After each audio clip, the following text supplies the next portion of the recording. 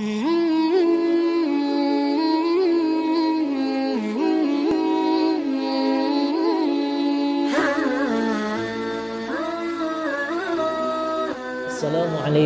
warahmatullahi wabarakatuh. Alhamdulillah wa kafa wa sallallahu ala nabiyyi mustafa wa ala alihi wa sahbihi wa man wafa, amma ba'd. Hadirin yang dimuliakan Allah Subhanahu wa taala, insyaallah pada kesempatan kali ini saya dan rekan-rekan saya akan menjelaskan tentang isi kandungan surat Al-Baqarah ayat 102 dan surat Al-Alaq ayat 1-5.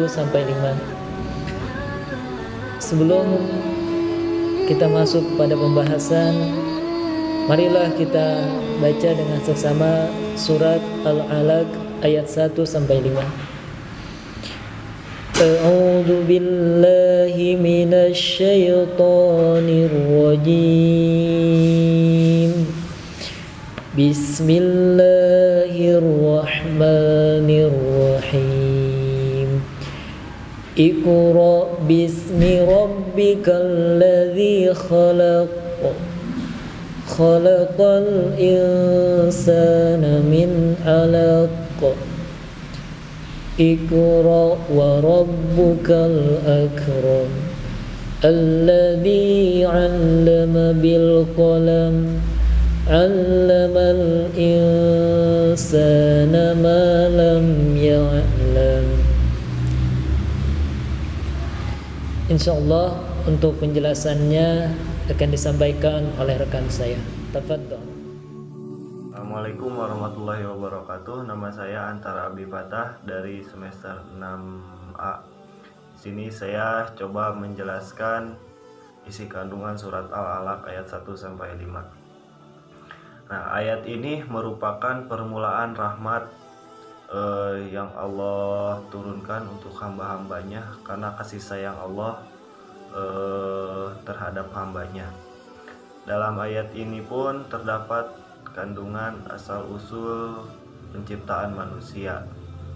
Nah, di antara kemurahan Allah Subhanahu wa taala, Dia ingin memuliakan dan menghormati manusia dengan ilmu.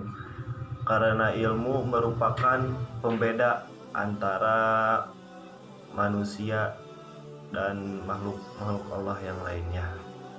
Nah, ayat ini merupakan suatu ayat yang sangat istimewa bagi umat Islam. Keistimewaannya karena ayat ini mengawali gerakan perubahan yang semula masyarakat Arab jahiliyah menjadi masyarakat thayyibah. Dari awal mula inilah sesuatu hal yang besar terjadi. Perjuangan besar kaum muslim untuk melawan kafir Quraisy, mulai dari tekanan fisik, psikologis sampai tekanan ekonomi dari pembesar Arab saat itu. Nah, mungkin itu saja yang bisa saya sampaikan.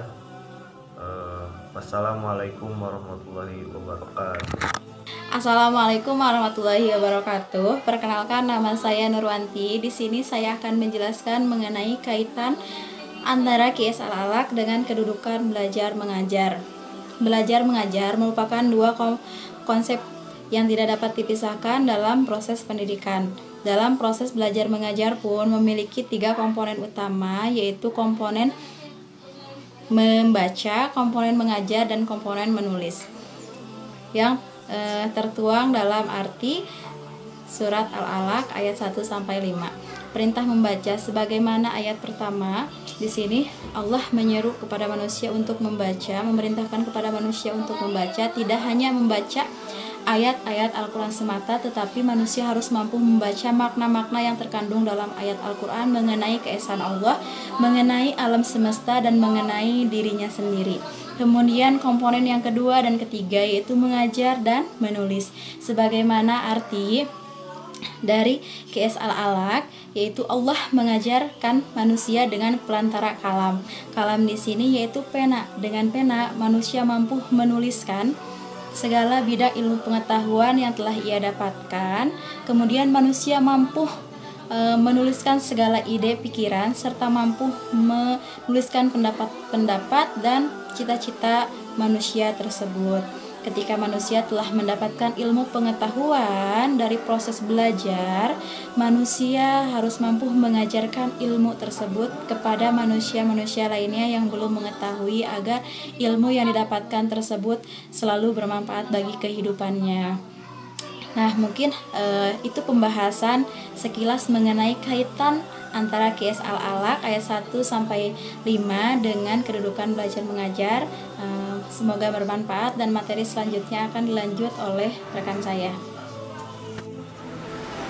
Baiklah, mari kita lanjutkan membaca surat Al-Baqarah ayat 102. A'udzu billahi minasy syaithanir rajim. Bismillahirrahmanirrahim.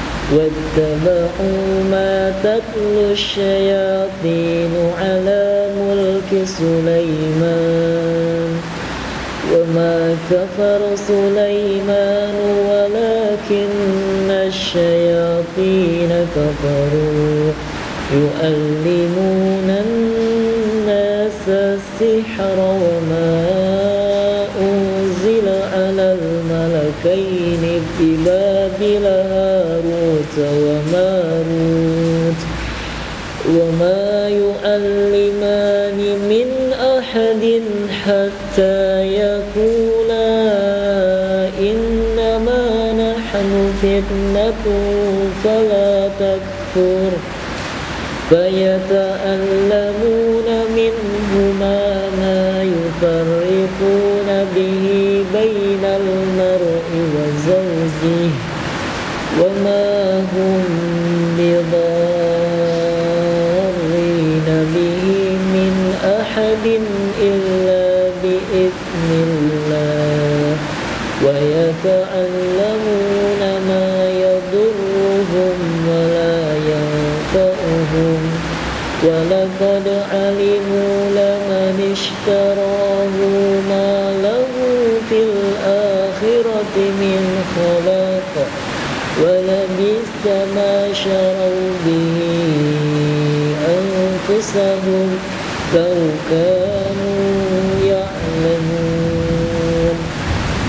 Baiklah, untuk penjelasannya insyaallah akan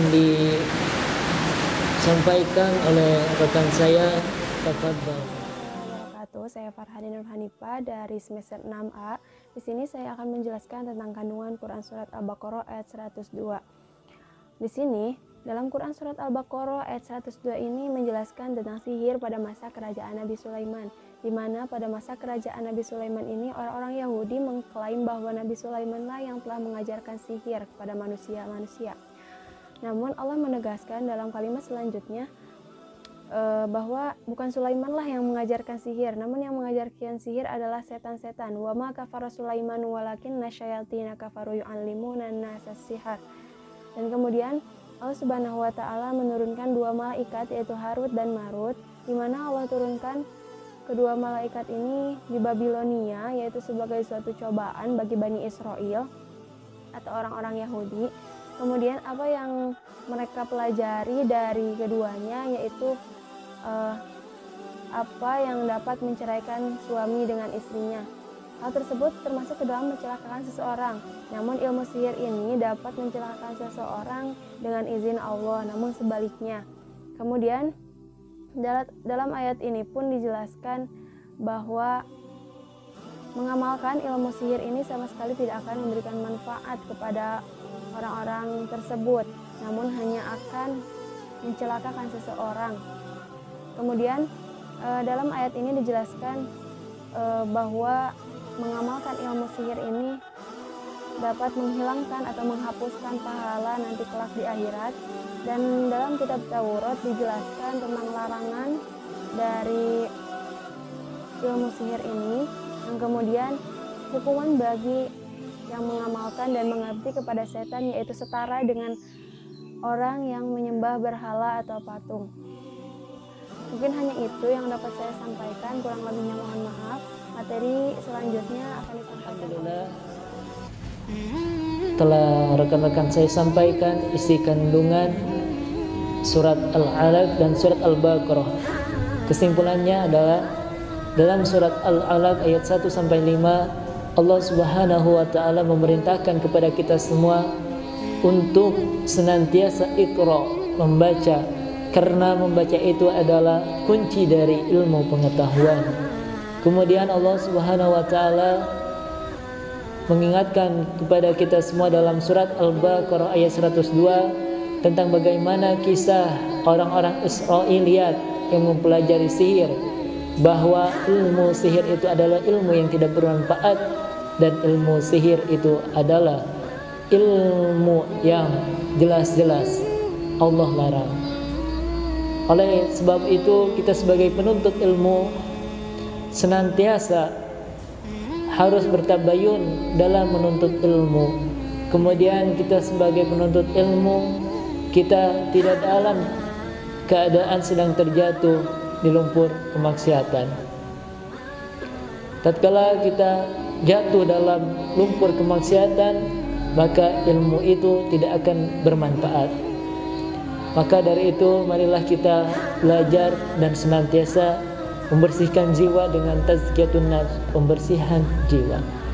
Akhirul kalam, afwan minkum, wallahu a'lam bissawab. Wassalamualaikum warahmatullahi wabarakatuh.